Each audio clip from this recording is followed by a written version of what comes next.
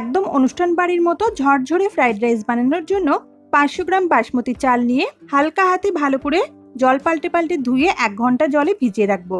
এরপর সবজি নিয়েছি গাজর, বিনস আর 3 রকমের ক্যাপসিকাম। একরকম করে কেটে নেওয়ার চেষ্টা করবেন। কাজু বাদাম কিশমিশ জলে ভিজিয়ে রেখেছি।